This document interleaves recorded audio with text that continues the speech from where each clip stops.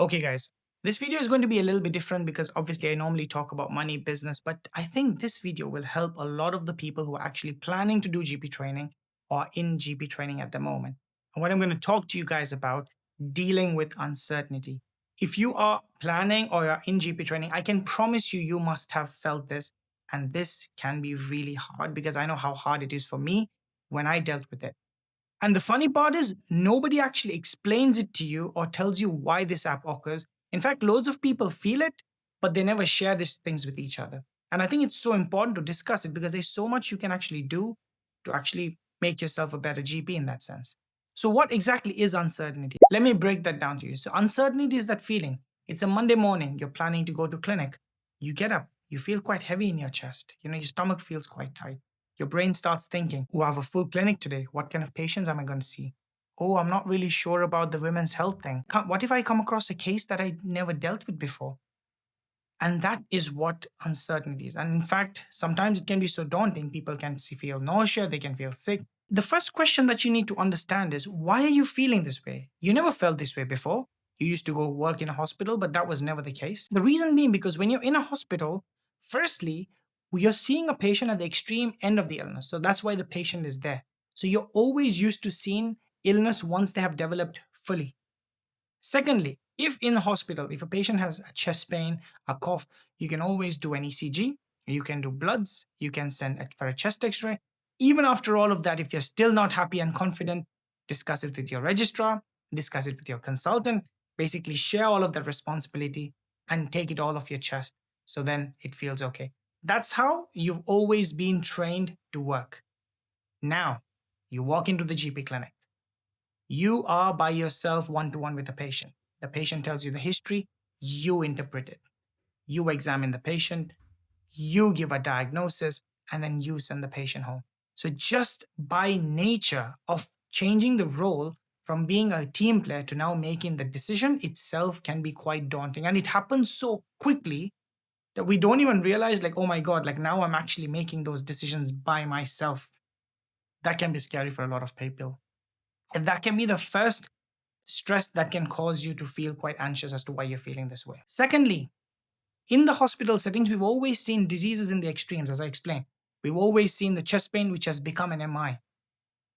In GP land, there's a lot of things which are common. Common things are common, as they say. But the problem is that, how would you know that? You've not got any amount of experience in GP. This is why it gets so tricky and hard because you've always been trained to see illnesses at the extreme. You always look for extreme in the commonest illnesses. This means that every single time a patient comes with a cough, there might be a chance you might be thinking this is a PE. And it very well might be, but the point is that not every cough is going to be a PE itself. Now, the question is that, how do you deal with it? How do you kind of get better? So, and how do you develop this sense of, understanding what's common is common? And that actually comes with experience. Because of the fact that you don't have a lot of experience in GP land, you have not seen a lot of common illnesses actually play out, and you've seen a lot of coughs that actually were just coughs. You don't have that instinct or that gut instinct that this is this illness, and that can be, it's quite daunting in the beginning because obviously you're making decisions without that experience.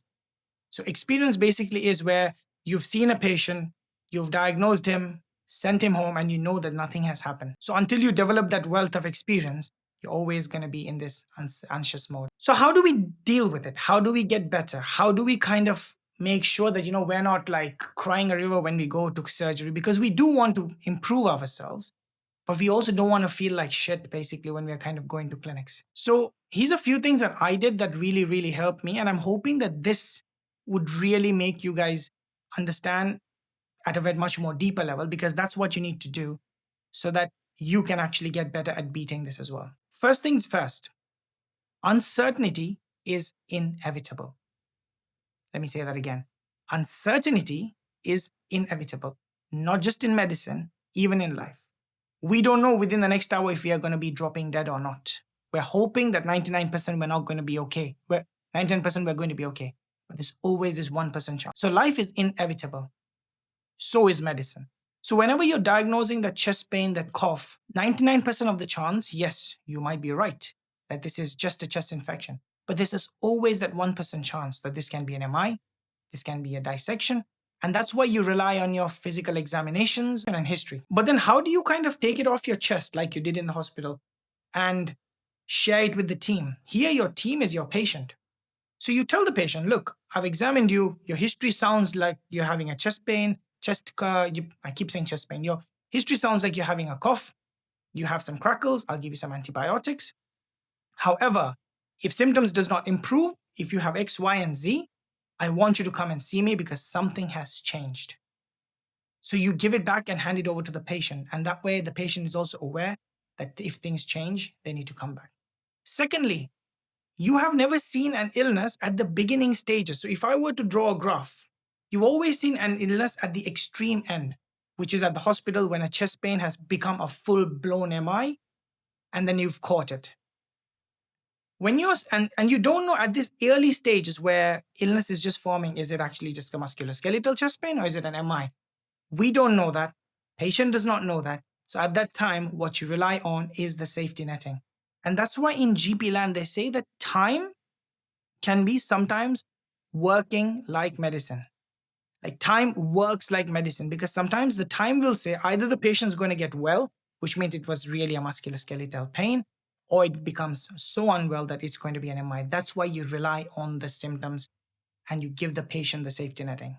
That is your ECG, X-ray, bloods that you would normally do. So share it with the patient. One more thing I would like to add is that do what makes you sleep better. Sometimes what happens is that you might see a patient and your supervisor might be completely happy sending him home, but you feel that, something doesn't fit, something is not right.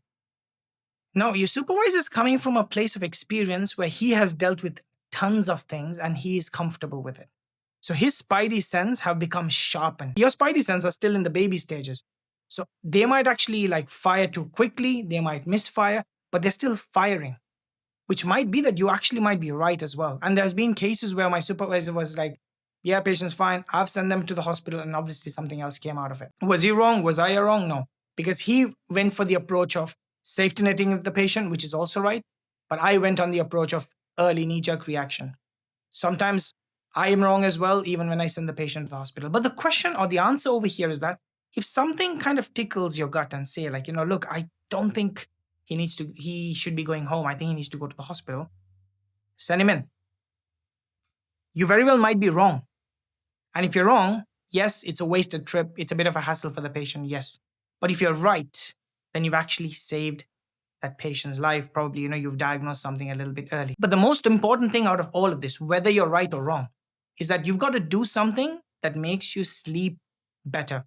One of my supervisors told me very early, Akib, do what makes you sleep better. If you feel like you've got to go and see that patient, if you feel that the telephone consultation was not good enough and you want to go and see that patient because that's going to make you feel sleep better, then you go and see that patient.